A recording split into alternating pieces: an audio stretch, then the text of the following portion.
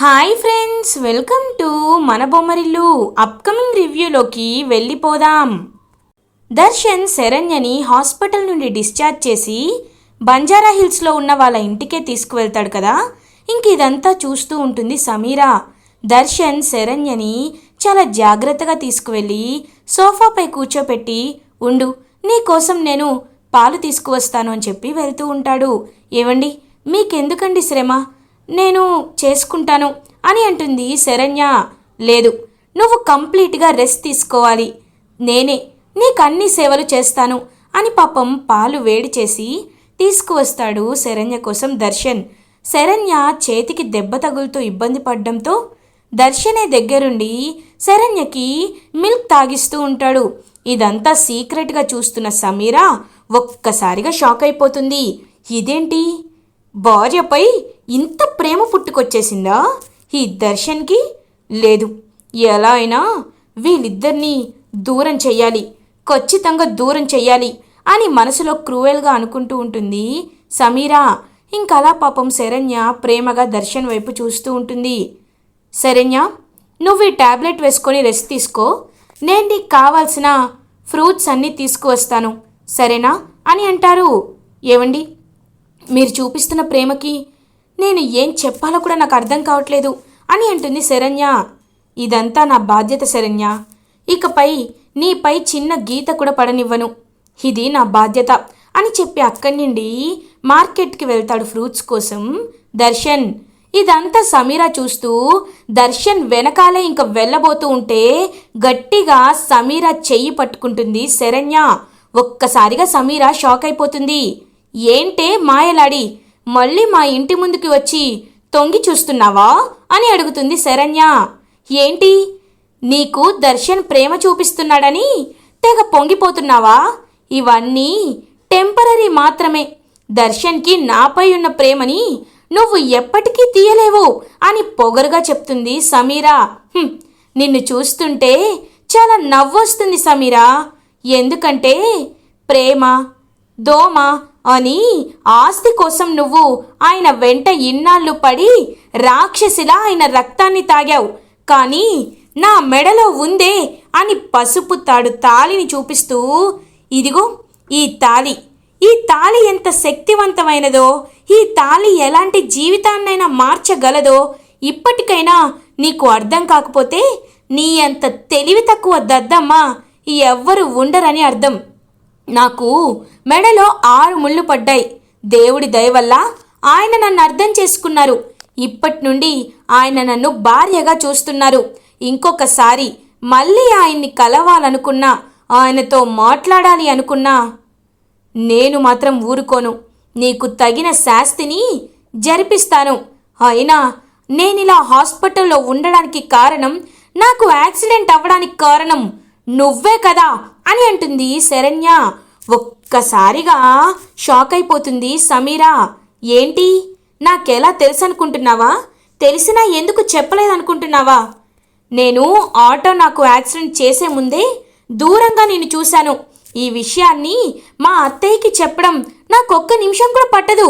కానీ ఎందుకు చెప్పలేదో తెలుసా? ఒక మనిషి ప్రాణాలు తీయడం ఎందుకు అని చెప్పలేదు. ఇంకొకసారి మా జీవితాల్లోకి వస్తే అన్ని కేసులు కలిపి 1, నిన్ను జైల్లో కారాగార శిక్ష అనుభవించేలా చేస్తాను, 2, మా అత్తయ్య చేతిలో నీ ప్రాణాలే పోయేలా చేస్తాను. చాయిస్ నీదే. వెళ్ళి వేరే అబ్బాయిని ఎవరినైనా పెళ్లి చేసుకొని సంతోషంగా ఉంటావో, లేకపోతే మళ్ళీ మా జీవితాల్లోకి వచ్చి ఇలా దిష్టి బొమ్మలా వేలాడతావో, నీ ఇష్టం అని చెప్పి అక్కడి నుండి గట్టిగా వార్నింగ్ ఇచ్చి వెళ్ళిపోతుంది శరణ్య.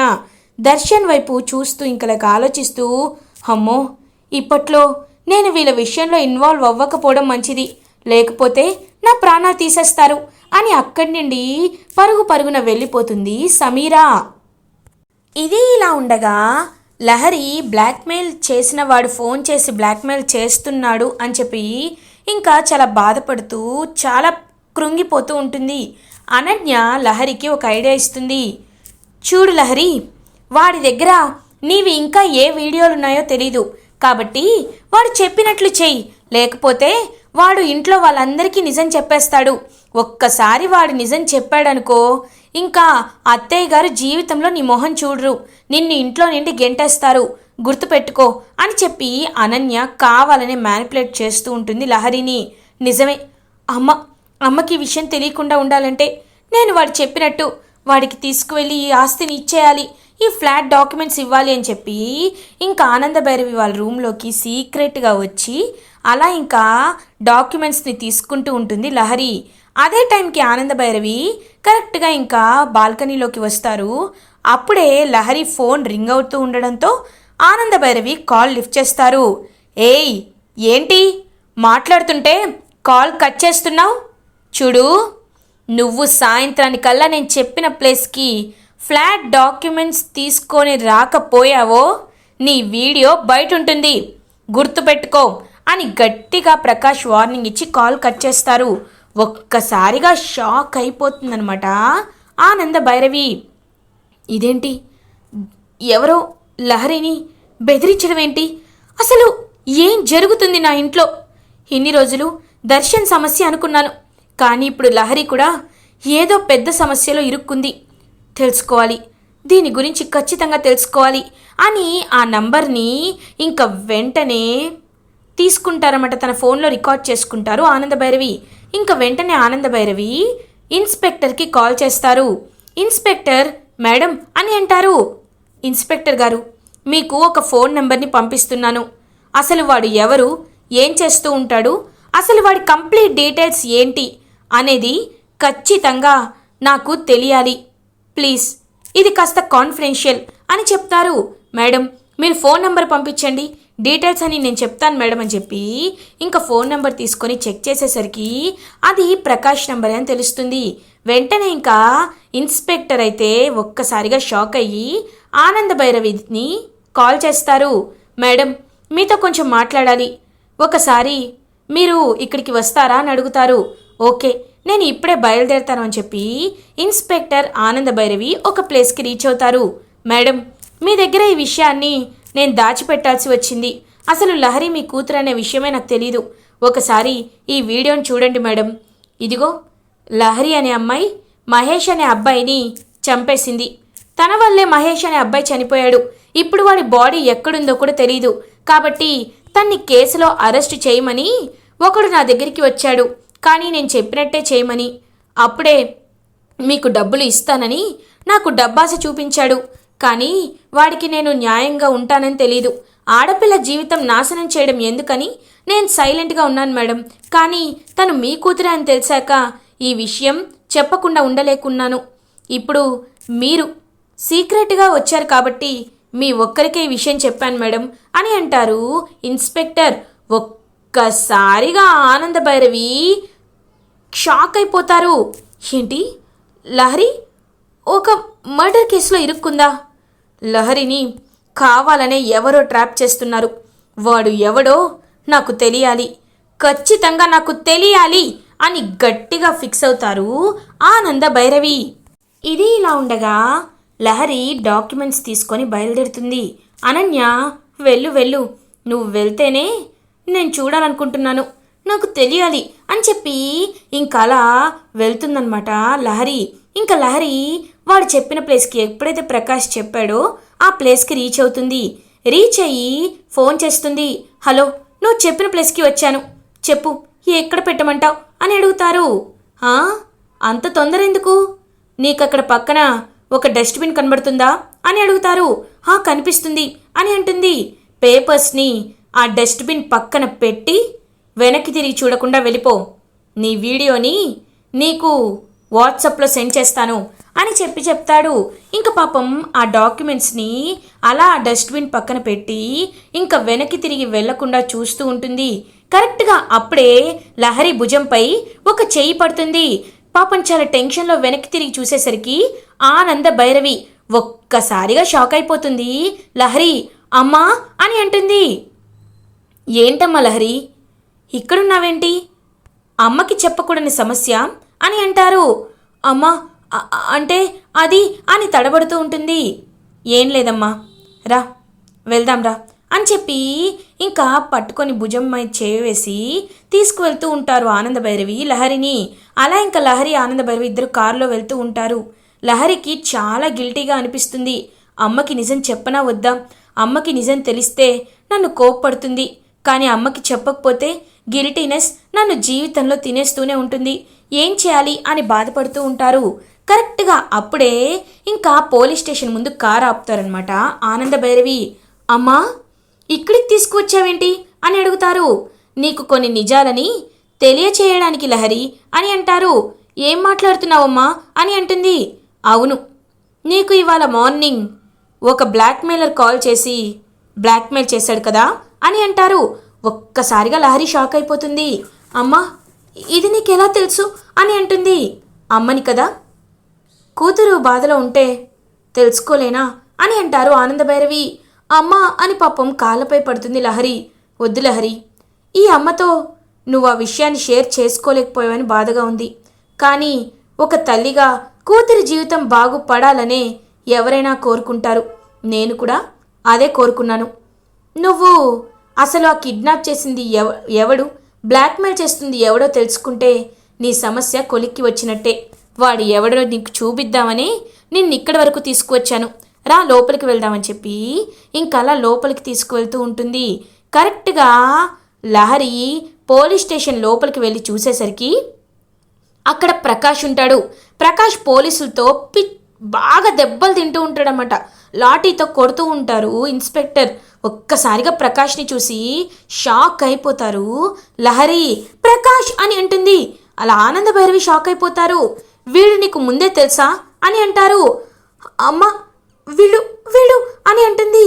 ఇంక ప్రకాష్ మోహన్ చెల్లదు. ఏంటమ్మా, వీడే నీకు బ్లాక్మెయిల్ చేసింది. అసలు ఆ రోజు నువ్వు మర్డర్ చేయడానికి కారణం కూడా వీడే. నువ్వు ఒక బాటిల్ తీసుకువెళ్ళావు, అందులో స్లీపింగ్ టాబ్లెట్స్ ఉన్నాయి. కానీ ఆ బాటిల్ని మార్చి అది విషం బాటిల్లా చేసింది వీడే. ఆ విషయం వీడే మా ముందు ఒప్పుకున్నాడు. అది మాత్రమే కాదు, ఆ చనిపోయిన మహేష్ ఎవరో కాదు, ఈ ప్రకాష్ ఫ్రెండే అని చెప్తారు. ఒక్కసారిగా తన ఆస్తి కోసం ఇదంతా చేస్తూ ప్రకాష్ తన్ని మోసం చేశాడని తెలుసుకొని షాక్ అయిపోతుంది లహరి. ఇంకా వెంటనే ప్రకాష్ దగ్గరికి వెళ్ళి ప్రకాష్ చెంపలు పగలగొట్టి, ఛీ, యూ చీట్, యూ ఫూల్, నన్నే ఇంత మోసం చేస్తావా? నీపై నేను ఎన్నో ఆశలు పెట్టుకున్నాను. నువ్వే నా జీవితం అనుకున్నాను. మా అమ్మని ఎదిరించైనా నిన్ను పెళ్లి చేసుకోవాలి అనుకున్నాను.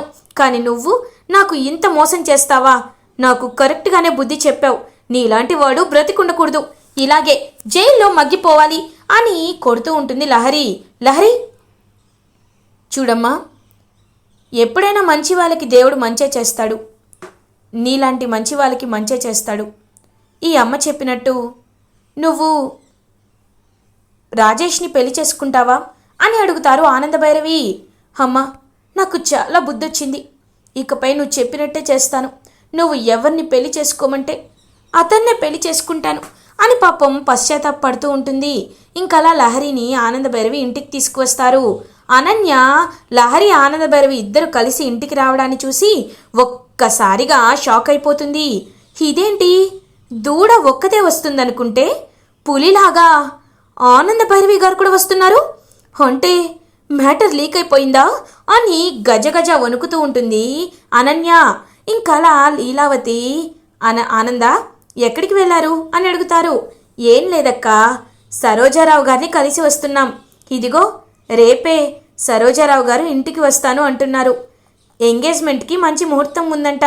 మన లహరికి ఎంగేజ్మెంట్ జరిపించాలి అని అంటారు. లహరి హ్యాపీగా ఫీల్ అవుతుంది. ఇదేంటి ఇంత హ్యాపీగా ఫీల్ అవుతుంది? ఆ ప్రకాష్ గారి పరిస్థితి ఎలా ఉందో ఏంటో అని చెప్పి కంగారు పడుతూ ఉంటుంది అనన్య. ఇది ఇలా ఉండగా దర్శన్ శరణ్య దగ్గరికి వస్తాడు. శరణ్య, ఇదిగో నీకోసం నీకు ఇష్టమైన కర్రీని చేశాను అని అంటారు. ఏవండి, మీకు వంటొచ్చా అని అడుగుతుంది. యుఎస్లో ఉన్నప్పుడు నేర్చుకున్నాను, ఇప్పుడు పనికొచ్చింది, రా భోజనం చేద్దాం అని అంటారు. మీరు నా కోసం ఇంత కష్టపడ్డం నాకు చాలా బాధగా ఉందండి అని అంటారు.